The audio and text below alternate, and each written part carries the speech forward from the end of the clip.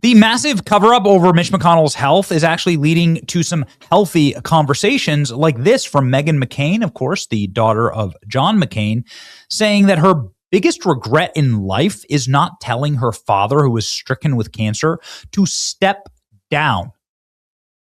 What an amazing post here. The striking at the heart of hubris in our body politic.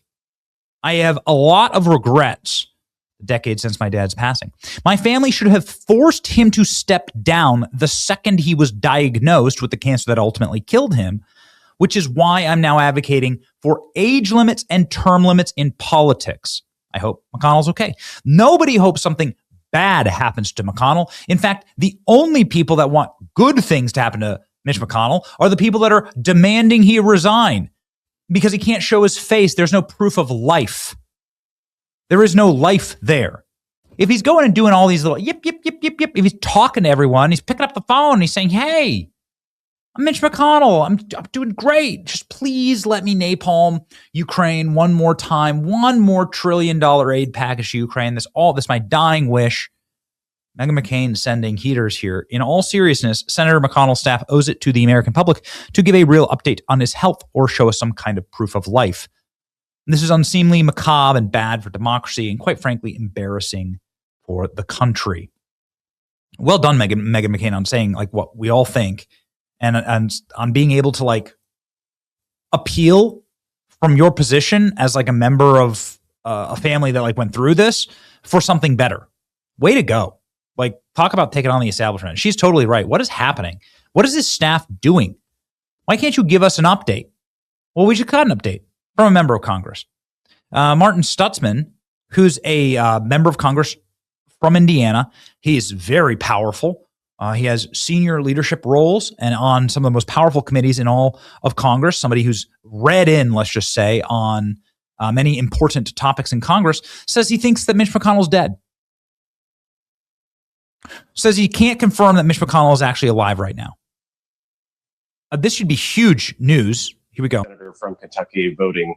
Critical that we have a senator from Kentucky voting in the Senate chamber. Do you know that he's alive? I don't. Just the things that I've heard and seen from some friends is that he's obviously not doing well, but don't know if he's alive or has passed away. Critical that we have a dude's on the Intel committee. Dude's on commerce. He is a high-ranking Republican who would be read in on these things. I'm not sure if that's a confession, but him saying, no indication that Mitch McConnell's alive right now. Did they just run an op on us when everybody was getting these mysterious 20-minute phone calls that, of course, nobody could listen into or record or see? He's Mitch McConnell. We know what hospital he's at. Can nobody leak a photo or like tell us like anything about his status? Steve Bannon. Those on the right suggesting that Republican establishment is shielding the state of McConnell's health from the public to allow him to remain in office as long as possible to avoid Massey running for his seat. So it's an intra-party war that they're trying to avoid here. Maybe this is why President Trump has been out saying, I don't know anything about this. Very interesting. Donald Trump not one to hold back with regularity on these kind of things. Here we go. So have you spoken to Mitch McConnell? They're a little bit out of control, but they want to make a deal. Badly. So, Have you spoken to Senator Mitch McConnell since the time? No, I haven't. How's he doing? I have no idea. I have no idea how he's doing.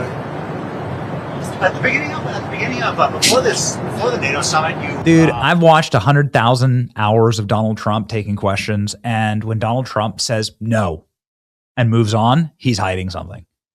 I'm not saying Trump's trying to deceive anyone. It's that Donald Trump like knows something bad's gone down, and he's not privileged to announce it.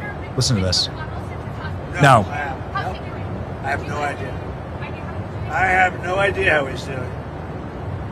at the beginning of it. They want to make it right. Like when Donald Trump's asked about classified material, when he's asked about aliens, was he asked about like military operations? Donald Trump has that exact same tenor. Nope. Move on. Nope, move on. Something happened. Something big is happening. Check out these reporters, these intrepid reporters. You should follow Desiree Townsend. These intrepid reporters are so brave outside, doing incredible work outside of Mitch McConnell's home. Whoever was sent to McConnell's home appears to be someone with a potential connection to the family based on the Kentucky license plates and what appears to be a red congressional placard displayed in the back in the dashboard. Most contractors would typically arrive in their own vehicles. Maybe they had hired somebody from Kentucky who works in Congress, who've been scouting out who's been sneaking into Mitch McConnell's house. I'm outside of the hospital every day to check that his Capitol Police detail is there. Okay, this is a response. Again, this is an intrepid reporter on Capitol Hill. Desiree Townsend's her name. This is her account. Why hasn't anybody just gone to the hospital to peek at Mitch McConnell? And she says, I'm outside of the hospital every day. Capitol Security detail is there. You cannot legally enter the hospital and go check on him, so don't try. Also, Capitol Police can't give you any information. They'll lose their job, so please be kind to them. Mitch McConnell's absence is the result in them not being paid again come October. Okay, so Capitol Police are there stationed outside of the hospital. A man leaving Senator McConnell's house in D.C. says he doesn't know anything about the senator's health or where Elaine Chao is. This man is dressed seemingly like a contractor. Do you know how the senator's doing? I didn't know. I have no idea. You know any update on his health? Do you think he's going to be back? I don't know. No comment. Are you related to the family, or you work for his office? I just work here. Or you work for his Senate office, or? No, only here. I just you pick up work the in- newspaper. That's it. Oh, you haven't heard if he's going to be back to work? That I don't know. Is his wife in town? Is she in D.C.? I don't know anything because I just only going there. Check the house. That's it. But she's not in the house, his wife? I don't know because nobody says something. Oh, okay. You haven't seen her? Have you seen her come into the house? I don't know. Like I said, it's here. That seems a little mysterious, but no one's home, right? No one's home. This was the last official update. Like, is Mitch McConnell dead yet? I mean, again, we don't wish for anything. We don't wish for anything bad to happen to anyone.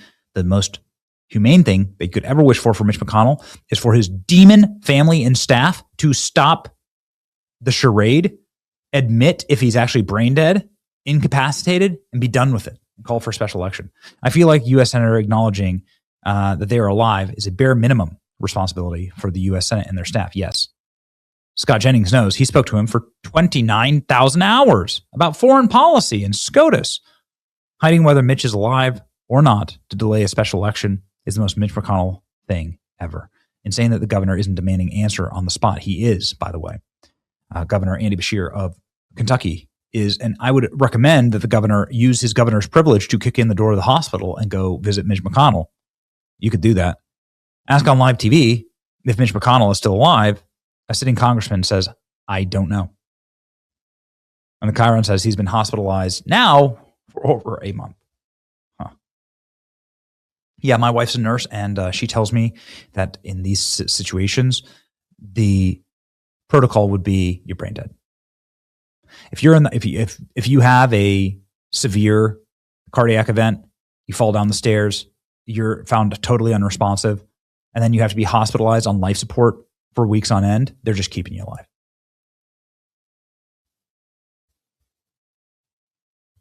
Okay. Time, ladies and gentlemen, to stay on the story. We certainly will. Like, share, and subscribe.